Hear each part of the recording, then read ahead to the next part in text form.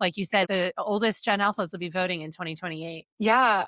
I think I'm just interested because it's going to be it's the largest demographic base that we can look at that is mixed race. And I think like just not in a newly identifying way, but like in a solely identifying way, like they've only known that. And so I'm just really interested in like how they're moving or how their fluidity is changing. I think how they're even interacting with other kids is really interesting, or how they're interacting with their parents who may be monoracial, and then having to have an identity shift of like, I just talked to a friend today, and we're doing this big parent study, and she is a parent in a multiracial household, and she's like, oh, like I actually temper a little bit of who I am in order to allow his discovery to happen.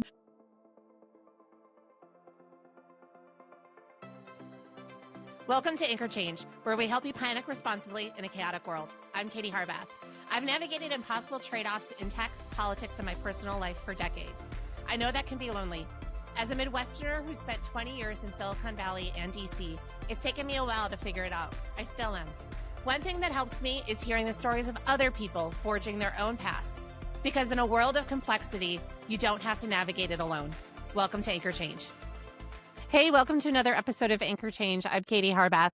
Today we have Michelle O'Grady. I met Michelle through a common friend when I was talking about, I've been obsessed with how Gen Z, Gen Alpha, how different generations are thinking about the internet, how they're consuming information. And Michelle has a really interesting intersection of academic training. She's working on getting her PhD. She has a degree in marketing, a PhD in psychology, or it might be psychology. She'll tell us a little bit more about that. But she's trying to bridge that along with how to market as our demographics are shifting. I think it's super interesting about how a lot more people are living in mixed race, mixed ethnicity households. Say that 5 times fast, or they themselves are that because their parents might be each a different race.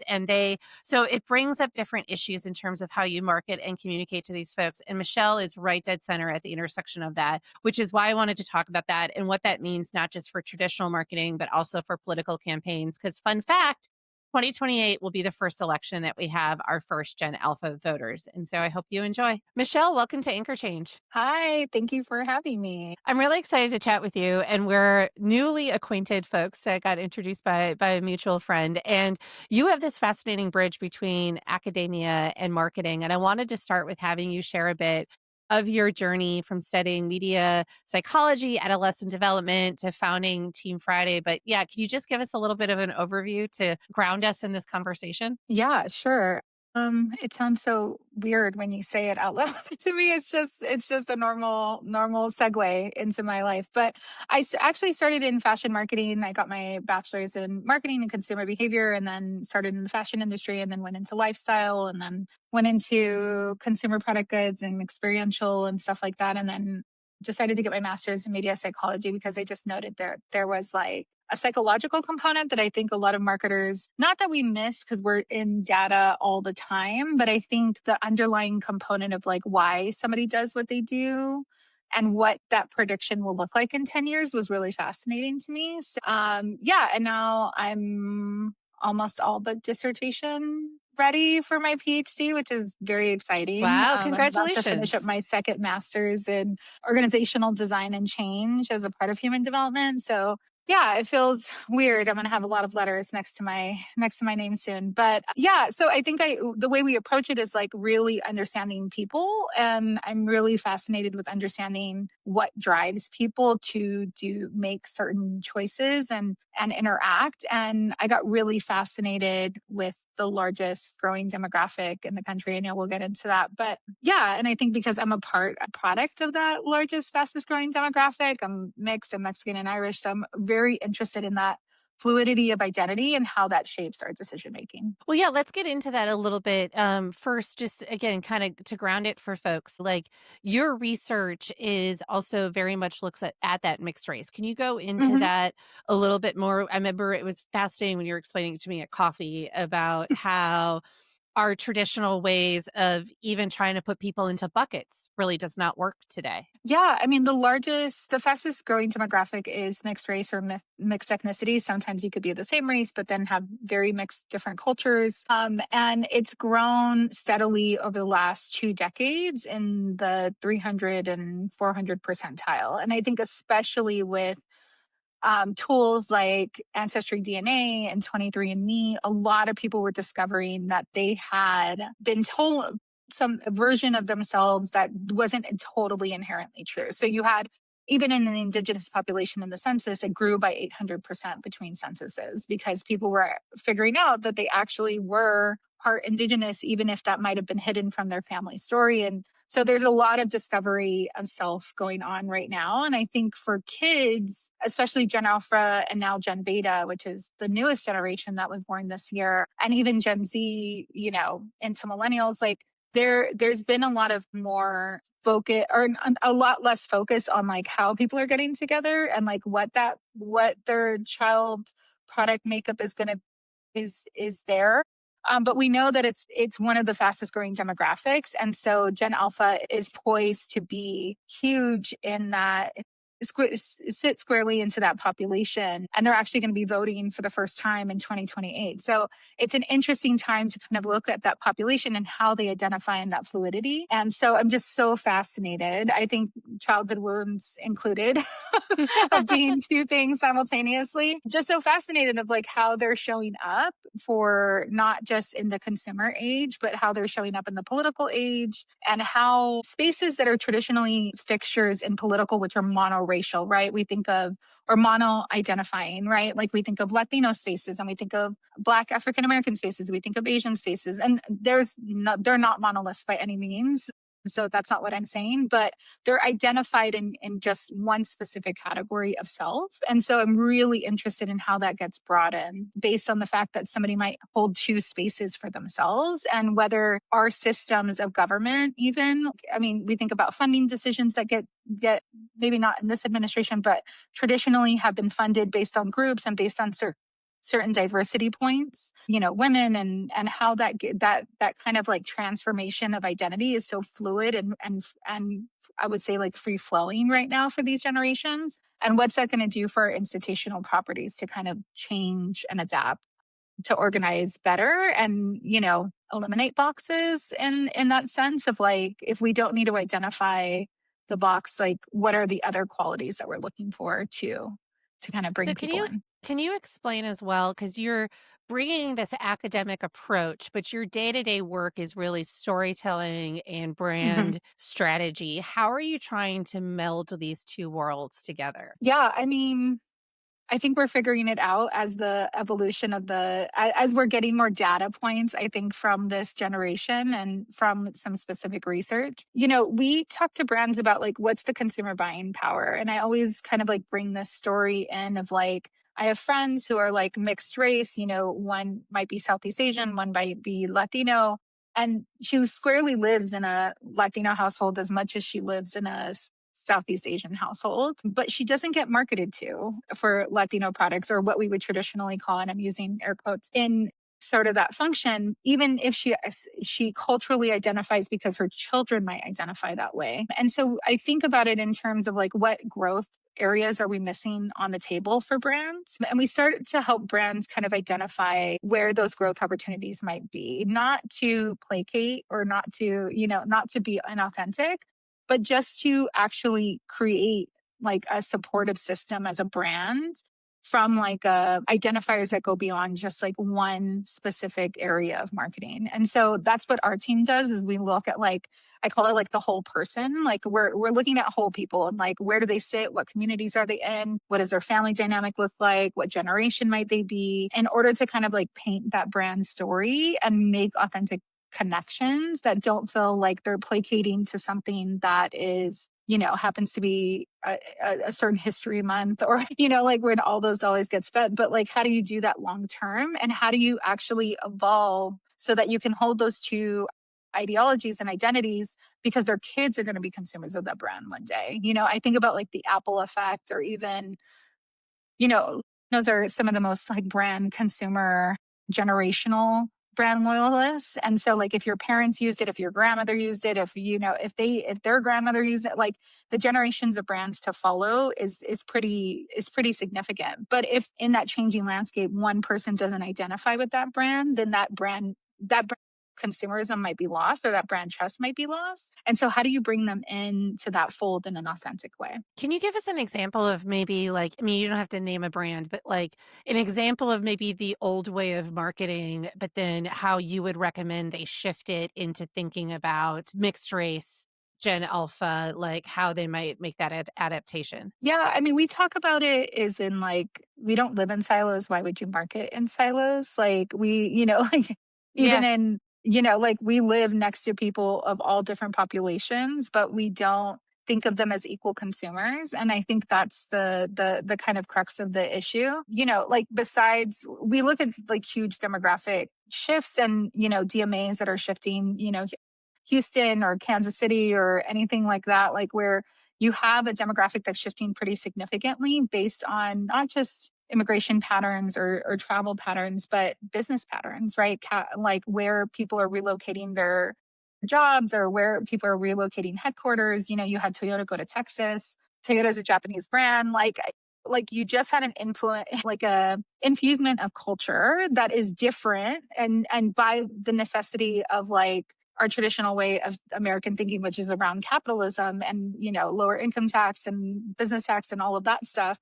But I think people don't really think about like, what does that do to a community? And so we really think about that for brands in terms of just looking at where are some key tentpole events that are happening that might shape that community differently, and why you need to go out of like, I'm just going to target Asian Americans or I'm just going to target Latino Americans, when you now have a block that might be Black, Asian, Latino in the same block, and they're neighbors and they're in community together, but they're being marketed in very different ways.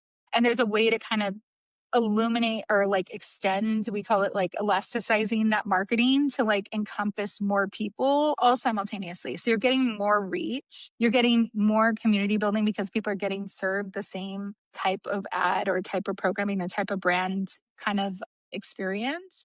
And then you're kind of elasticizing that conversation amongst neighbors versus the old way, which is like I would get served something here and then served something here. And I think there's still merit in that, like specific spaces for certain conversations. But I think a lot of brands need to think about like, what is that elasticizing of my brand across multiple cultures that might be geography focused rather than race or identity focused. Well, and then let's bring the generational stuff in here too, because Yeah. you're very focused on Gen Alpha. And so brands are not only having to think about culturally how they're marketing to people, but then also how the generational differences and age differences, I imagine, come into play as well. What drew you to Gen Alpha, and sort of what are you really watching when it comes to that generation? That's like you said, the oldest Gen Alphas will be voting in 2028. Yeah.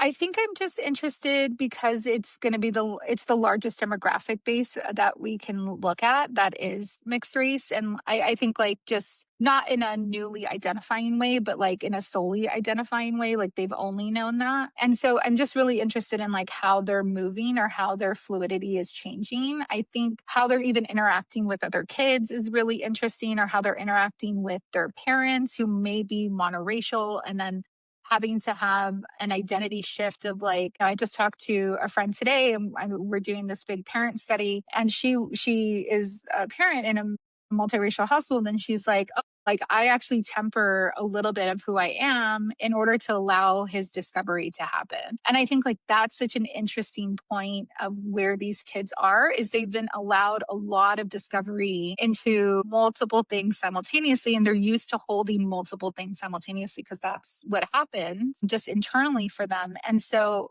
brands who are too simplistic or to approach them too simplistically will have a harder time kind of connecting with them, because they want the ease of fluidity, but they want the comprehensiveness of holding like their whole selves simultaneously. And I think a lot of parents, as we're looking at parents and like how they're parenting and what their identity shift is, you're seeing through Gen Alpha, because it's the largest demographic in that space, they're changing the way their parents think. And so you have that cross generational kind of learning.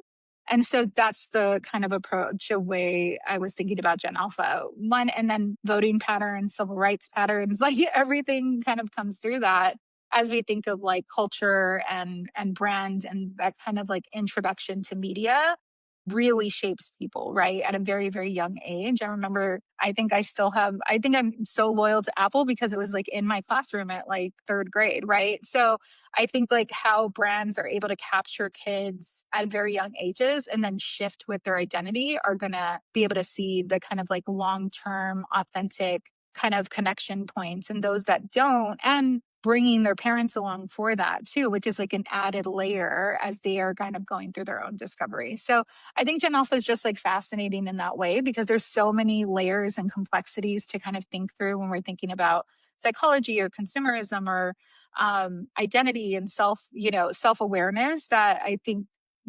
that's what kind of like draws us in is we're really interested in the complex problems. Marketing is so tactical. Like a lot of it is really, can you execute a tactic? We're really interested in like, oh, what is like the curtain, the step behind the step behind the step. And so my team Yeah. is really interested in that part and like letting kind of like the tactics kind of like be the tactics. A lot of brands are just responding to what's happening in pop culture, and pop culture shapes so much of the conversation. But how do we get to that pop culture moment is, I think, the thing that interests me the most. Well, I'm glad you brought that up because I was reading a story today about the South Park founders and creators, and they were talking about how they haven't become political. Politics has become pop culture. And Hmm. that's why they're becoming a lot of their shows right now are very focused on politics.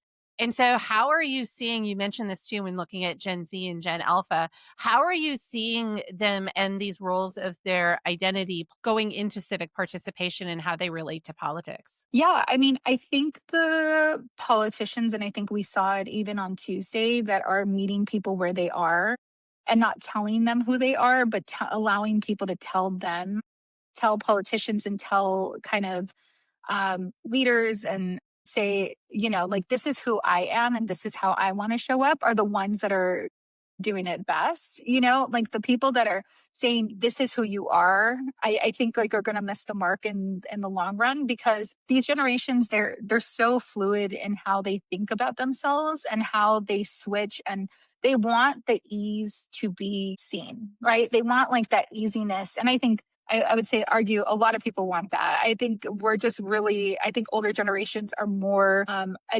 adept to how things work and kind of compartmentalizing ourselves to fit in certain spaces. The next generations don't want to compartmentalize themselves. They want to be able to say, this is who I am, this is what I think, this is what I like, this is what I don't like, and have a leader or a politician meet them there instead of a politician saying this is the way it has to be.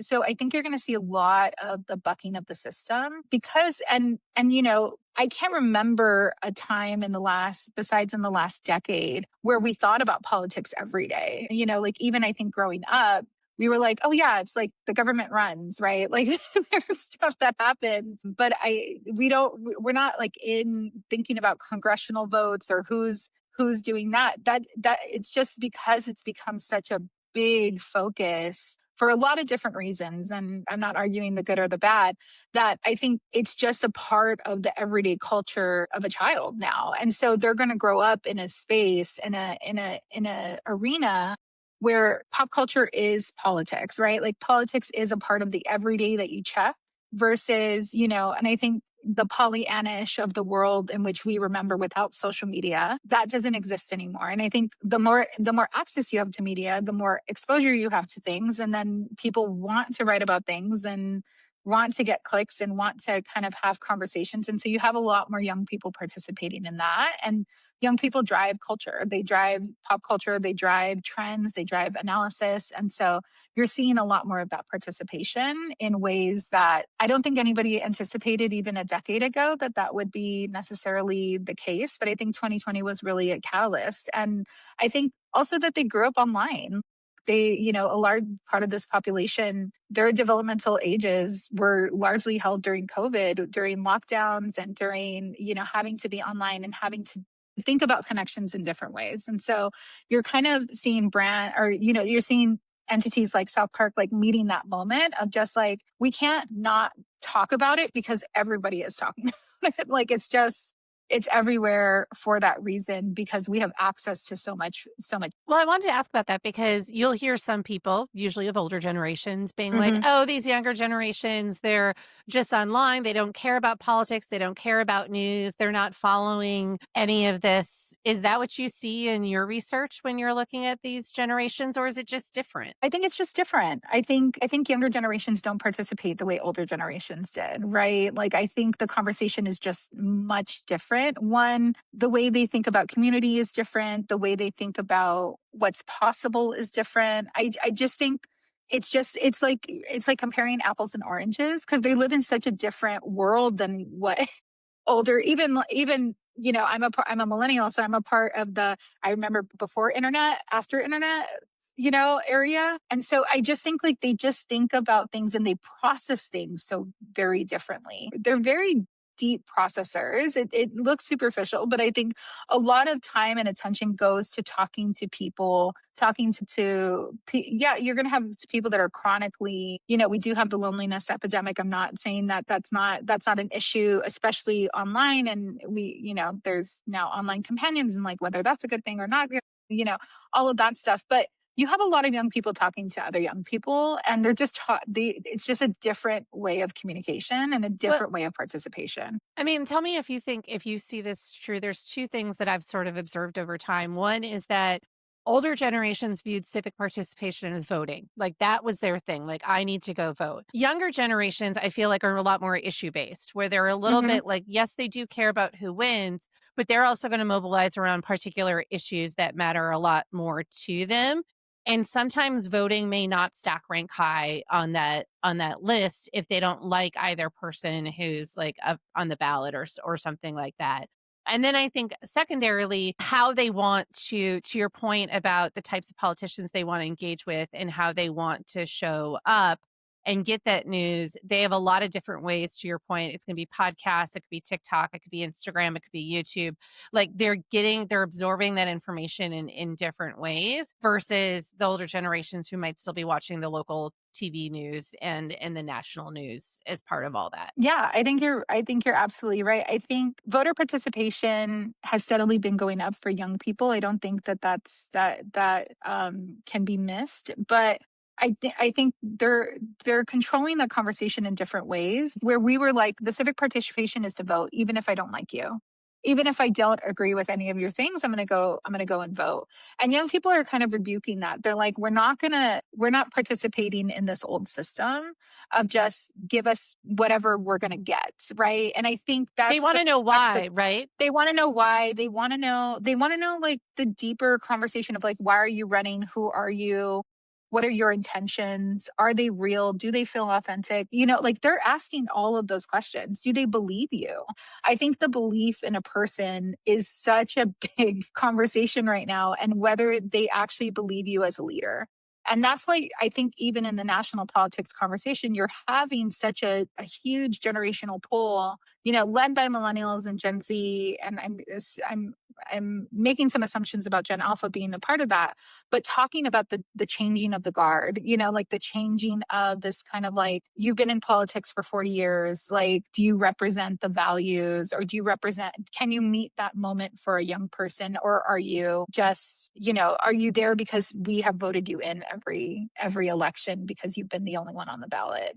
And I think that's the conversation that a lot of young people are having with each other about like, does this make sense? Do I need to run? Like I think especially around climate, like young people are very still concerned about climate. Like that has not changed, that young people are very interested in what's happening on a climate level, what investments are being made to mitigate climate, because they're going to inherit the world that older people are leaving behind, older people in power. And so I think you're having a lot more influx or conversations around who are you as a person versus, oh, you're the Democratic nominee or you're the Republican nominee, and so I'm going to vote for you.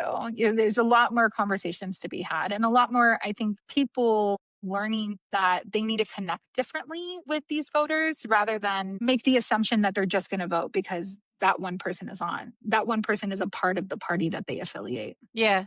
Do you think political campaigns are prepared for this shift, for talking to both, mixed race, mixed cultures, as well as different generations? I don't know. Honestly, like, I would say no. That's my gut feeling. I think also because politics takes a long time to be influenced by culture in that way. And it's taken us a long time to even get it is of like, monoracial culture buckets versus now we're like actually telling them, hey, these buckets aren't gonna make it in this next generation, and dismantling like huge areas or figuring out how to bridge certain groups together. I know a lot of people are interested in talking about it. I don't know how many people are ready to act on it. And I think that's the part that's a little scary because this change is happening and it already has happened. It's not a like when it happens. It's happening now. So like are you going to be able to transition your messaging to being more inclusive? And I think inclusive has become such a interesting word right now. And I think just inclusive just means more people. Like I had like somebody in the fashion industry that I used to work with all the time, and he'd be like, Michelle, the money is in the masses. And it's right. Like the masses bring people forward. Like the masses like push things along, and the masses are more diverse. They're not less diverse. And diverse is not a bad word. It's literally the fact of what the population looks like. And so I think people who are able to kind of hold that tension around having diverse with a lot of people interacting within that diversity and a lot of kind of the layering of that diversity are going to make it. But I also think like you're going to have to let this population and let this generation kind of tell you who they are rather than telling them who they should be. And I think that's the part where I'm not sure where any political institution is going to be able to meet that moment right now. But those that attempt or at least try will have the most benefit when they get into, the upcoming midterm elections, presidential elections in 2020 or 2028. And so they'll be able to shift that a little bit more. Yeah, that's gonna be a lot asking politicians to listen in reverse Yeah. versus talking, right? Yeah. Can you listen? I think, but I think like that goes down to like generational. I think like you have generations, especially millennials. I think we've like straddled so many different versions of America, different versions of the world, different versions of generations that if you can tap into a millennial who can bridge those kind of gaps for you, then your campaign will be solid. I think it's really trying to figure out like who who can hold those messages and authentically and say, okay, cool, I heard you. I might not be able to do everything that you're asking me to do, but I heard you. And to have people believe that they've been heard, I think that will go a long way. Whether all of that gets transferred into actual policy, we don't know. That there's a lot of moving parts around that, but people who are able to be like, hey, he actually heard me and I believe he heard me, even if I don't know that he's going to be able to accomplish everything or she's going to be able to accomplish everything, those candidates are going to do okay. Well, and some of that's just like basic good conversation skills too, right? Of like I mean, actually seriously. listening, repeating back to somebody what it is you heard they say. I think also Yeah. too, people are like, they understand you can't necessarily get every single thing done that you promised. And even if you disagree with them, the fact you heard them and then you're like, hey, I understand where you're coming from, but let me share where I'm coming from Right. on this, right? And have that conversation is always super interesting too. Yeah. And I think like meeting them where they are is going into channels that are not conventional, right? Like, do you have a Twitch that like, does your campaign have a Twitch channel set up where people can, maybe they're asking you questions in the chat, right? Like, maybe I think you're going to have to meet this generation in the spaces in which they operate. They're not coming out of those spaces to meet you where you are. And so I think that's the part where, to that point of like, there's so many media channels, people are going to like need to pick and choose their media channels. But I think you're going to have to meet them in spaces that feel unconventional. I think in the traditional sense of the town square that we're so used to in order to meet this generation. Now, I actually want to shift a little bit, if I can, into you creating your company because I think it's fascinating. I think, it takes a lot of courage to start your own company. It takes a lot of courage to, you've put together a discipline and a cross section of different disciplines that isn't something that traditional folks have done. What sort of motivated you to do that versus like getting your PhD and just teaching in academia or going to a big marketing agency and trying to do all of this? Yeah, I mean, I come from the agency background, so I got my start in agencies. So I think starting an agency, we just turned 13 on last week, which feels so weird. But yeah, I mean, I think for me, it was really I wanted to have different conversations than what happens at a traditional agency. And I think the only way I thought to do that, and maybe naively, was to start my own thing. I probably could have persuaded some senior leadership to kind of let me do That would take to such a populate long this. time. It would. And so I think I just, I started it in my 20s. So, I think I was just impatient, to be honest, and just wanted to kind of like start exploring different questions that I knew I wouldn't be able to explore in under the helm of other people's and their agency direction. And, and that's their business, right? Like they started their own business. I totally respect that. I think after starting a business, I have so much respect for any small business owner because it just takes so much to get off the ground and to get going. But I think I just really had a lot of questions that I wanted to answer or I wanted to explore, and I wanted to and I knew in my gut didn't want to kind of just stay in the consumerism area of marketing or the aspiration of consumer marketing, and wanted to see if I could have better conversations and do stuff in more of an impact space. Yeah. So that's kind of like where it happened. I just was like, I don't want to sell cars anymore. I want to ask big questions in a psychological way and, see if I can make a living doing that. What are some of the things you've learned over those 13 years of leading a creative consultancy that bridges this many disciplines?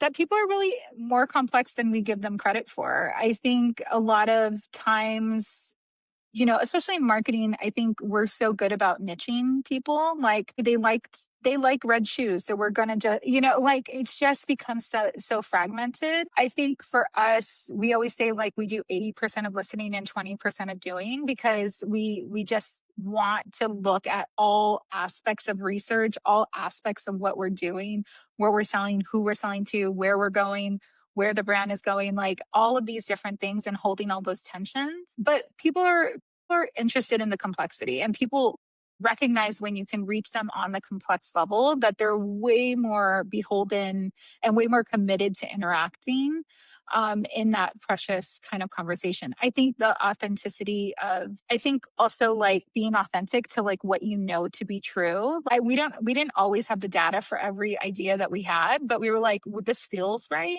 And like allowing that kind of gut to really guide you because you have such, like you're coming from experience, you're bringing in expertise. So I think for anybody who's trying to build their business, it's like, what do you know in your gut to be true, and how do you lean more into that so that you don't get swayed into let's do this because the industry is going in this direction, or let's do this because the conversations are going in this direction. We actually want to be a part of the conversation 10 years from now, not just right now. And so that's kind of like our philosophy is like we're building for the 10 years. We're building for growth for 10 years. We're not building for growth in the 6-month era. And that's kind of hard because brands live quarter to quarter by earnings calls.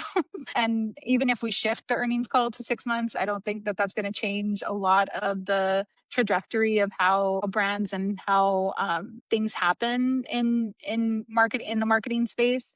But it is interesting to say like, hey, I'm growing I want to be a part of your growth for the 10-year mark, not the right now mark. And some brands are like, that sounds really interesting. And some brands are like, that's too far down. Well, So and I think it's we've been able to kind of like filter that out of like, this is okay. This is not like, these are not our people, but these are our people. And really trying to stay true to that in the 13 years of just like, what can we build and like, who are we building it for? And like keeping that top of mind that like, we want to build things for complex, like complex audiences. Like like I always think about myself. I'm like, would I like this? Like even if I'm in that specific demographic, like, does that make sense? Does that speak to me? And so sometimes it does and sometimes it doesn't. And, like kind of working through that. Well, I even had an interesting conversation last week with an author, Ruthie Ackerman, who has a book called The Mother Code. And I just happened to, and I was like, oh, yeah, I grabbed your book for my sister in law. I have a 1-year-old niece.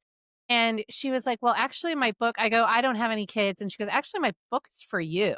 And I was like, Mm, I yeah. I would not have, and she goes, "Yeah." She goes, "I had a fight," I don't wanna tell her story, but she was like, "It was a challenge in naming it because of that we come like, a mother is a very particular mindset that somebody Yeah. like for me, I'm like, I dismiss it out of hand." And she's like, "No, it's actually about the story of, like, what that looks like and how it looks different for different people." And I was like, even thinking about how I consume marketing, about not necessarily putting it in to one bucket or the other, or like even making those assumptions. But then also what you were talking about too, I think a lot about the hockey term, right? Skating to where the puck's going. So to your Hmm. point about that 10-year time frame, how do you think about like what you can be doing today that helps to build towards that moment, which I can also see being, like you said, is a challenge for some folks who are just thinking quarter to quarter, but then all of a sudden they're going to wake up one day and they're going to be behind. Yeah, yeah. And we're often chasing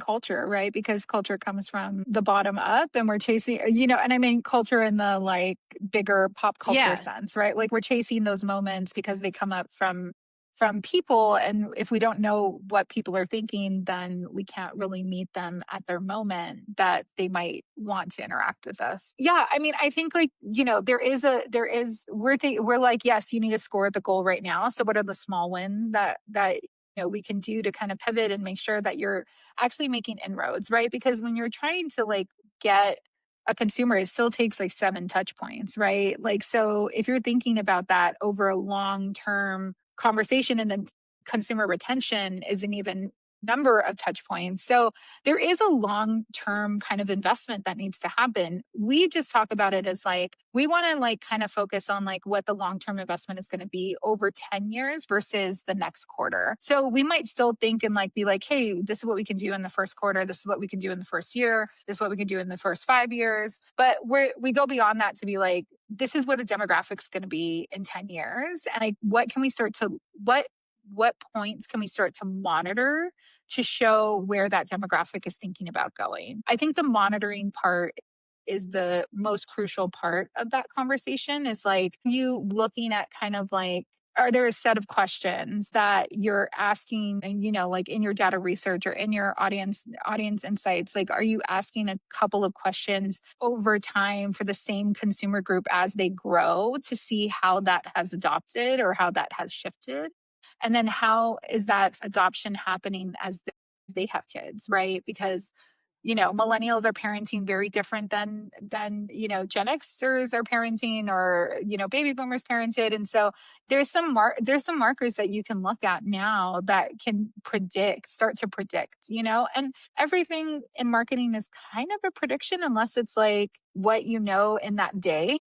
So you're already doing it, and we just ask for like, hey, can we start to look at it in a longer term period so that we can kind of make some more assessments. And also, I think the data demographics of how demographics are shifting.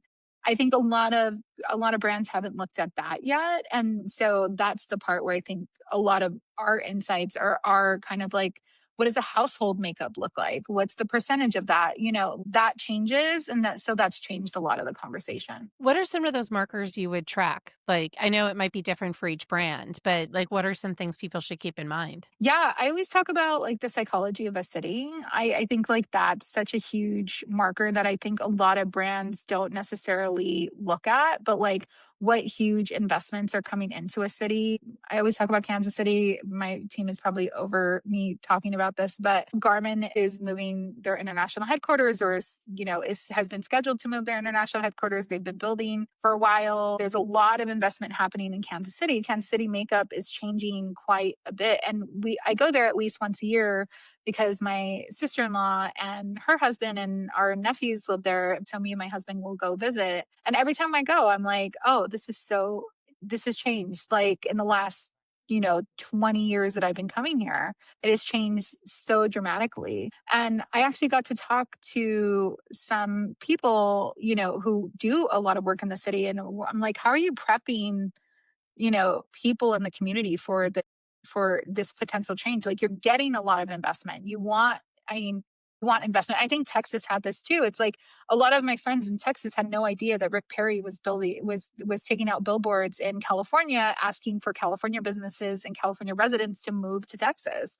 And then when they started happening, Texans were like, wait a minute, wait, California, where you guys are used to paying $8 a latte. Like, now our lattes are costing $8 because Californians are used to paying $8 a latte. Like, that's not okay. And I think like those are markers that I think brands miss as parts of those conversations of just like, where is that demographic shifting? Like, how is that shift happening from like a psychological city level? And then what can I do to be a part of that conversation in an authentic way? But that's like my big one that I would say, like, start looking at like how cities are changing and how demographics are changing and what that shift looks like and what's the authentic approach to that. And I think like talking to people on the ground there will give you some more insight rather than having your AOR kind of be like, do some modeling. Like, you have to actually go there and like see for yourself and then kind of like infuse and figure out how to meet those community members. Beyond monitoring and stuff like that, what are the other where do the other biggest opportunities lies for brands, creators, political leaders to kind of better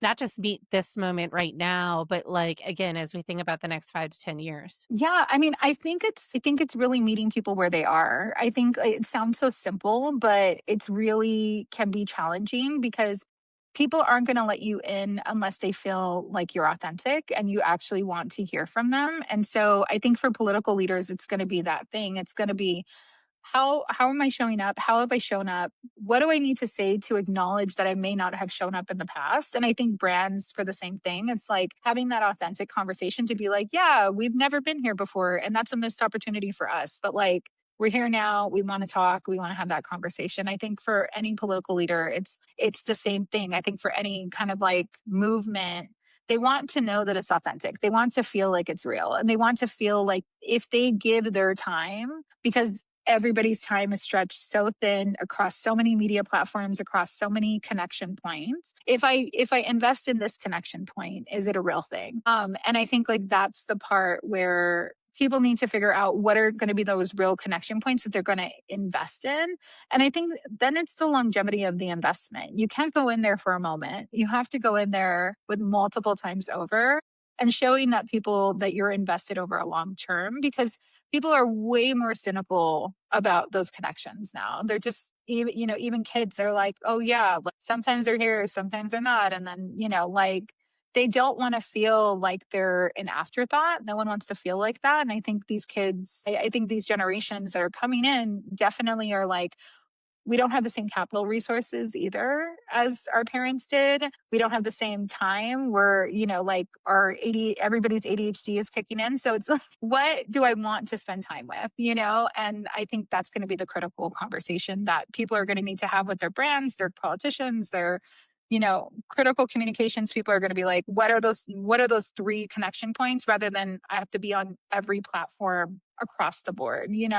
Do you need to be on TikTok? Like, is TikTok, like, are you reaching the people that you need to be on TikTok, or is it better on Instagram, or is it better on Twitch, or is it better to host like your own salons in that community that you're trying to reach? So I think it's just really identifying who you're looking for and then what are the components that will make it authentic. Well, Michelle, this has been fantastic. Where can people find out more about your work, about your company, all that good jazz? Yeah, so company is Team Friday. You can find us on all the interweb stuff. But yeah, I'm on LinkedIn, Michelle O'Grady. Come find me.